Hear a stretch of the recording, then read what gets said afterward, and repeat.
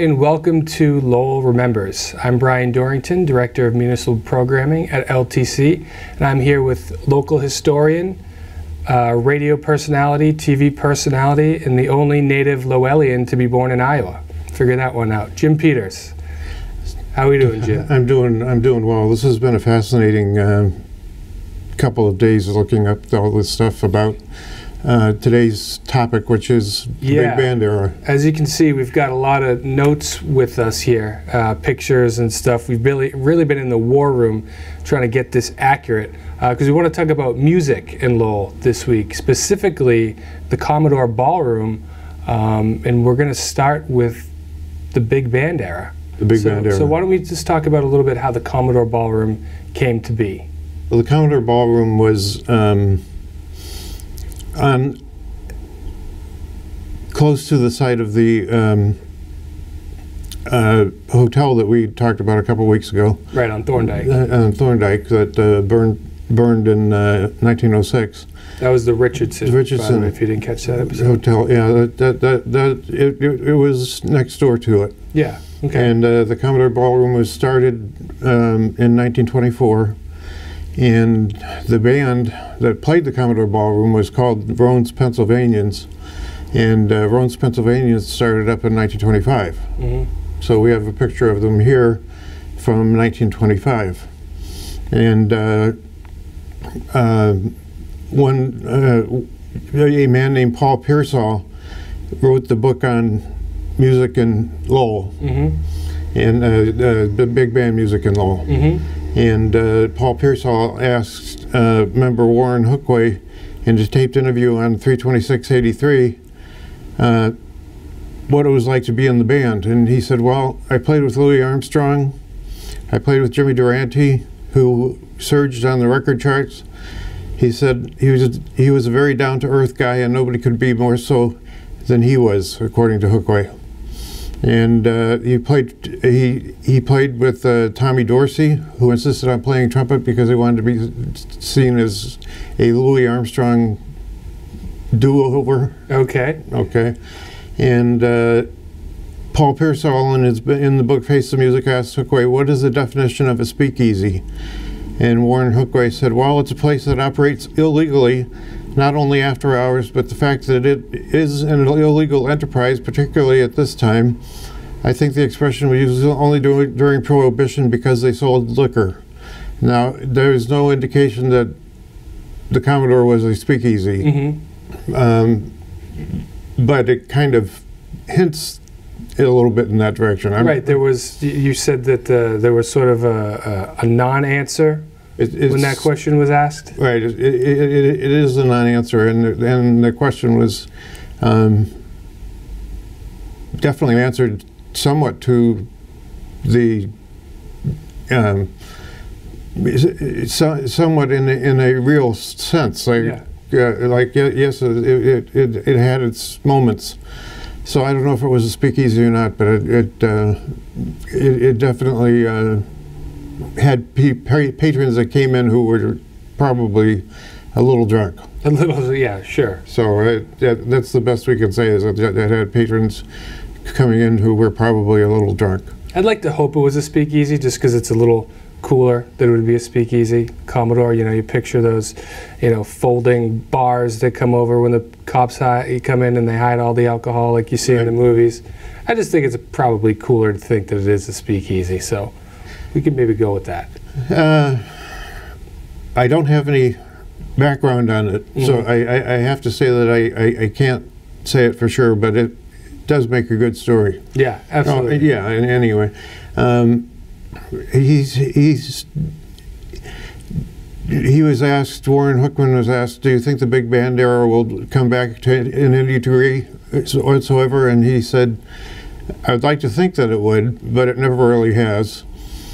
Although, when I was a young man, I watched Benny Goodman's band in Atlantic City, New Jersey.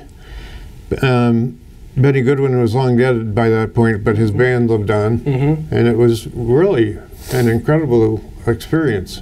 You really felt like you're part of the music. Yeah. So. And I mean, the Bronze Pennsylvanians, they have kind of an interesting story, right? It was actually a Lowell native, Carl Gross, who was part of the band? Well, what happened with Bronze Pennsylvanians was that they were playing with Joseph Roman, and Joseph Roman wanted to go to New York City and try to make it in the big city. You know, as Frank Sinatra said, just something about. Oh, no, I can't remember what Frank Sinatra said. Not the Big Apple. That's Michael Jackson. I'm confusing Michael Jackson and Frank Sinatra. That happens all the time. Yeah. Okay. There you go. Anyway, he wanted to go to New York City and go to the Big Apple and see how his band played. And it turned out that a lot of his band members had friends and family in Lowell, and including Warren Hookman. Okay. And he decided to become very to split the band. We decided to split the band up into two parts. Half of them went with Joe Roman to New York City, and did not have a successful run of it. And half of them went with Carl Gross to Lowell, and were the flagship band at the Commodore Ballroom. So now, do you know if the other half that split and kind of went into New York, were they a touring band, or did they kind of take the house band route as well? They were trying to be a house band. Okay. But I think they ended up as a touring band. So now, was that typically how bands found success? Did they like start off as house bands and then move on, or was being a house band good enough in itself to kind of have be financially secure, and that's you could just be a house band and that's your only job? How did that work back then? In the 1920s, they were a house band, and they lasted as a house band until the late 1930s, and then I think events, including the war in Europe, played a part in breaking up the house band a bit, and they had various people that they threw in to positions. Al Goodgeon was a teacher at Lowell High School. He was another big band era band leader,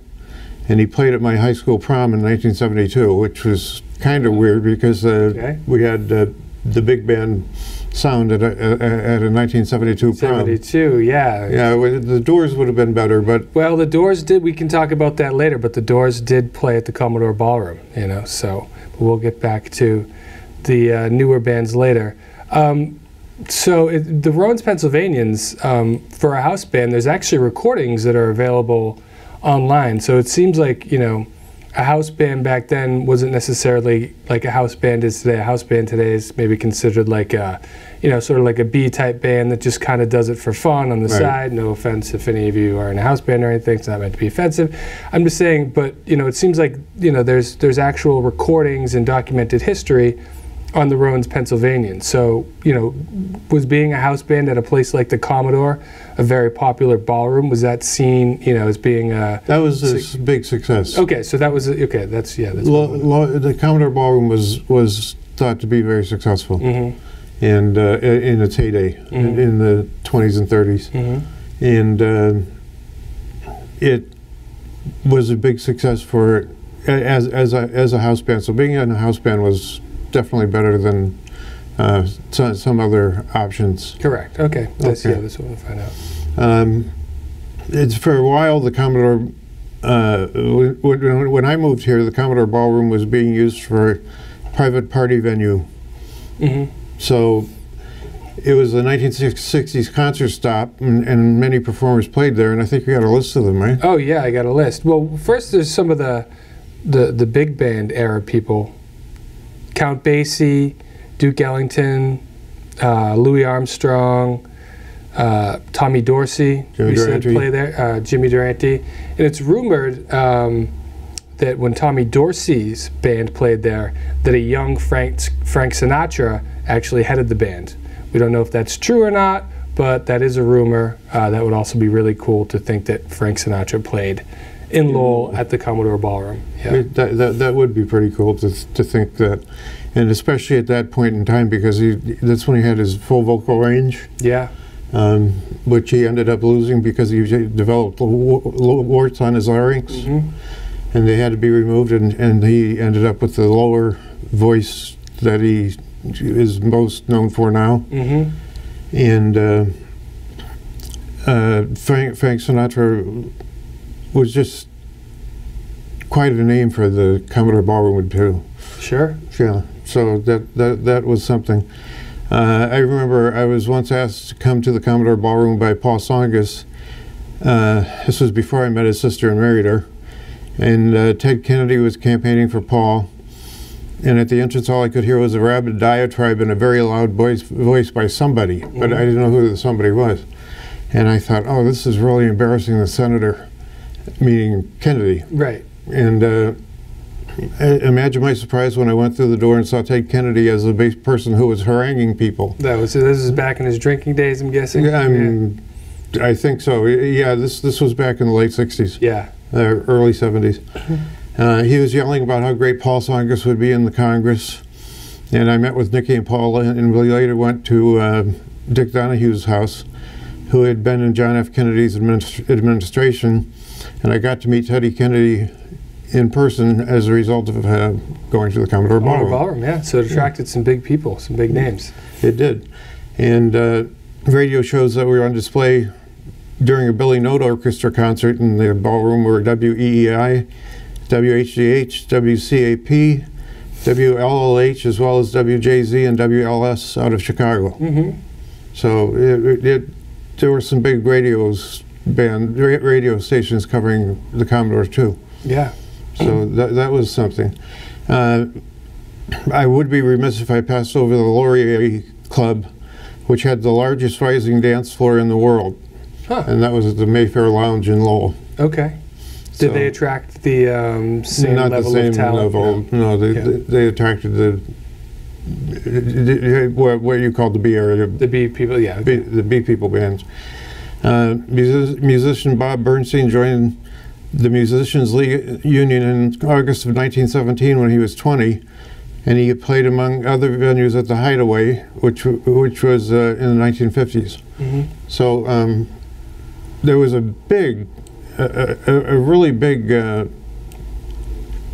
presence by a lot of famous people in Lowell's Commodore Ballroom, Lowell's various halls, and Lowell was a place to be. Yeah, I mean that's going to have a big impact on the economy, on the vibe, people coming to Lowell to see these big acts, being in this city, north of Boston. It's kind of cool to think about that Lowell drew that kind of talent, and that people would travel, from all over Massachusetts and New England, to see these acts that they could, really only see at the Commodore Ballroom, locally.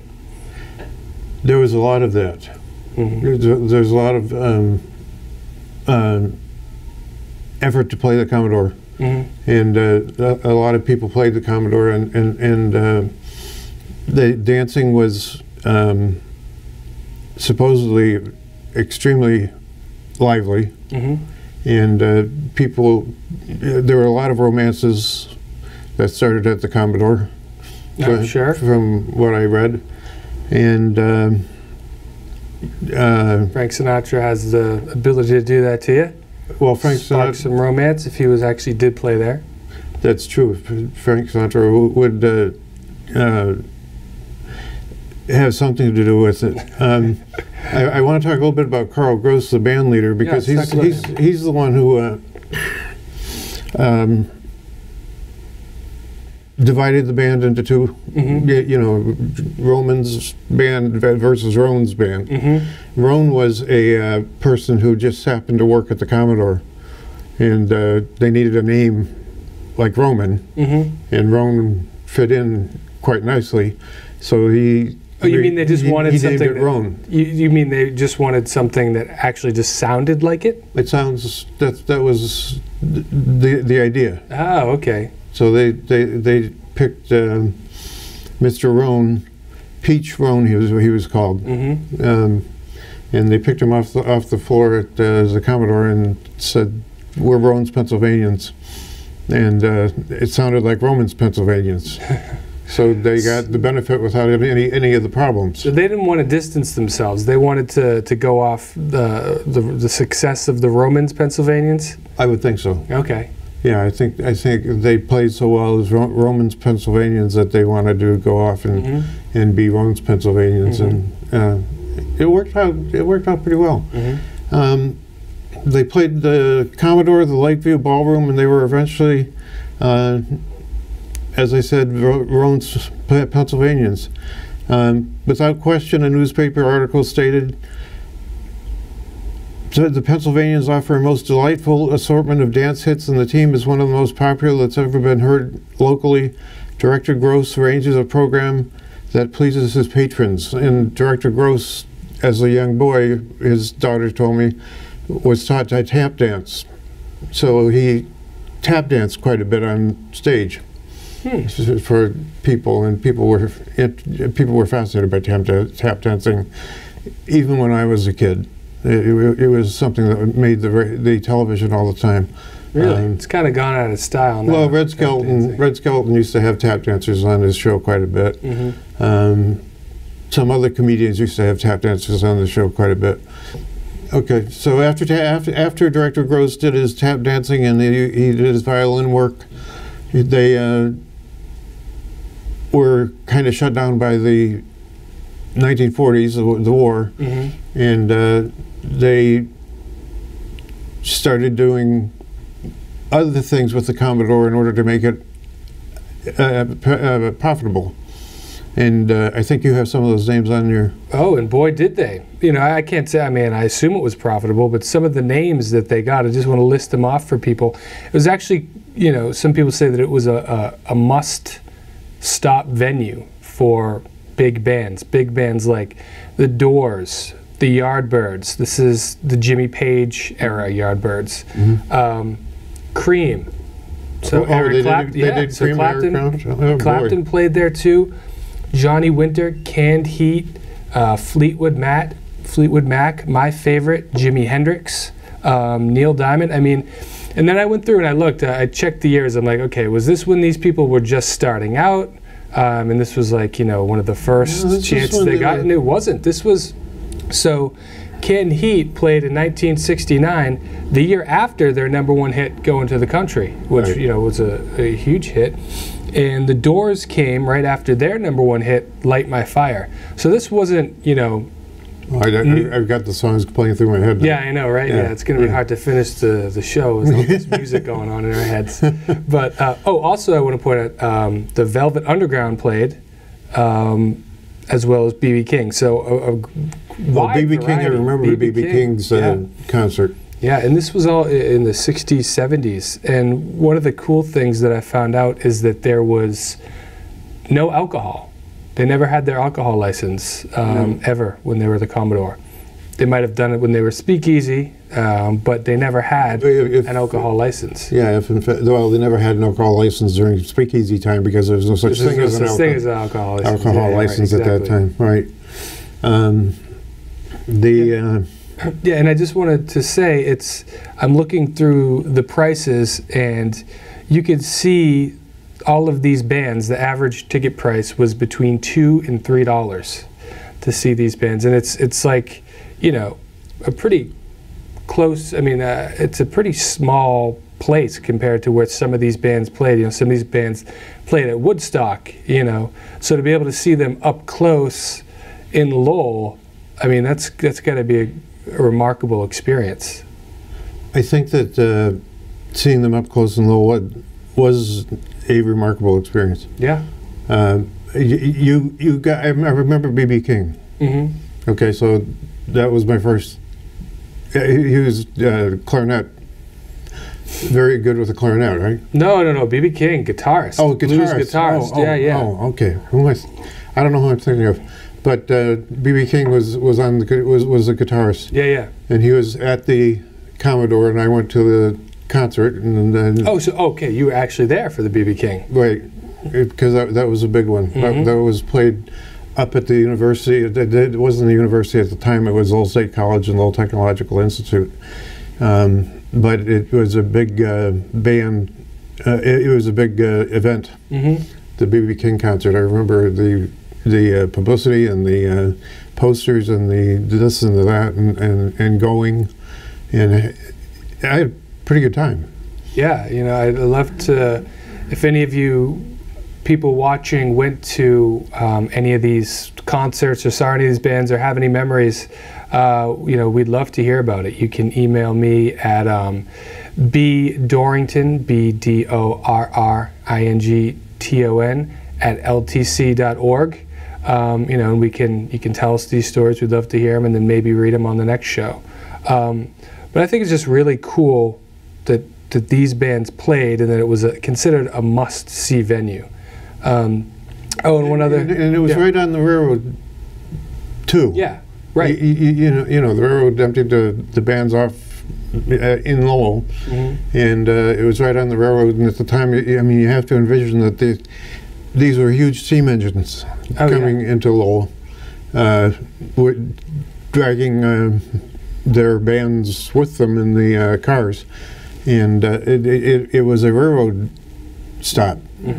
So yeah, I mean, and people traveled all over New England and even, you know, the East Coast to come and see these bands. Yeah, you know, in this environment. Yes, it was a fascinating environment, and we got a lot of people here. Yeah, and one thing that I read that I thought was kind of funny is Jim Morrison, when he played, he asks if Jack Kerouac is around, if anybody knows if Kerouac's around, and the crowd said no. I guess he was probably off. But I'm wondering if Jack Kerouac, you know, persona during that time maybe drew some of these guys. It sounds like, you know, maybe didn't draw Jim Morrison there, but it kind of, Lowell might have had that, you know, mystique at the time for, you know, the beat era. Lowell had the mystique at the time. Yeah, we had the mystique at the time for the beat era.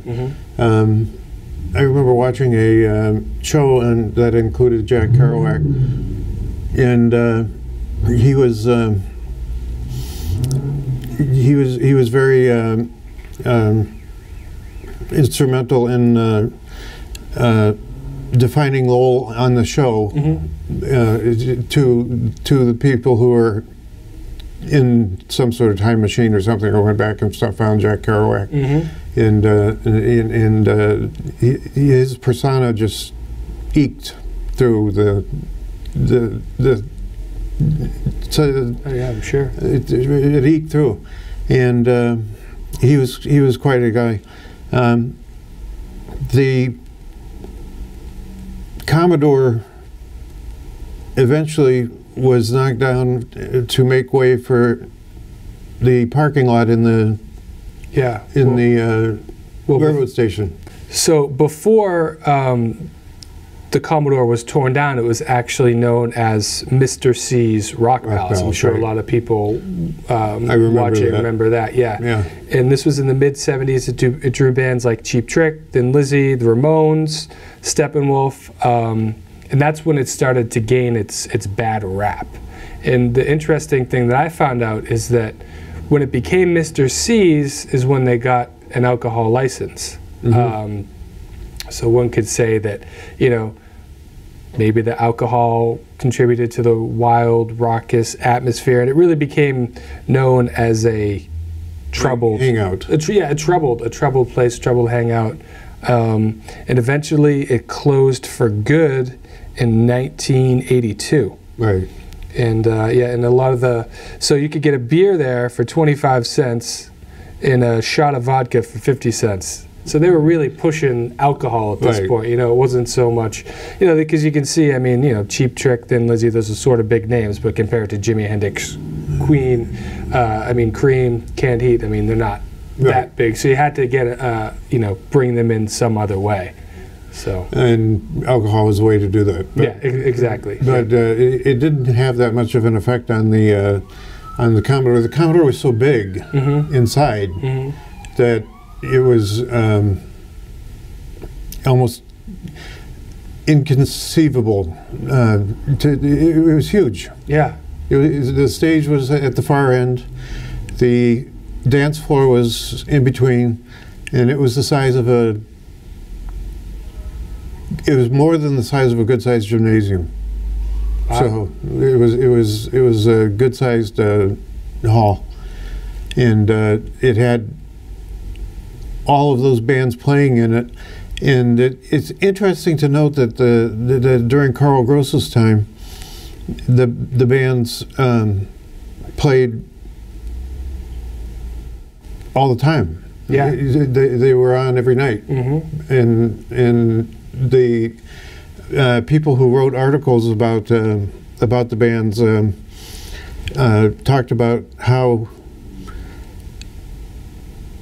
outstanding the bands were, and how they could keep you dancing all night. Yeah, that's tough to do, to keep it fresh every night of the week. Unfortunately, that's all the time we have. It just flies by when we're talking fun stuff like music. There's a lot of great history in Lowell. So thank you guys for watching. There's one picture. Okay, yeah, you want to show a picture? I wanted to show a picture. We can throw it up over the... yeah, we can throw it up over. This is Bronze Pennsylvanians when they were in Lowell.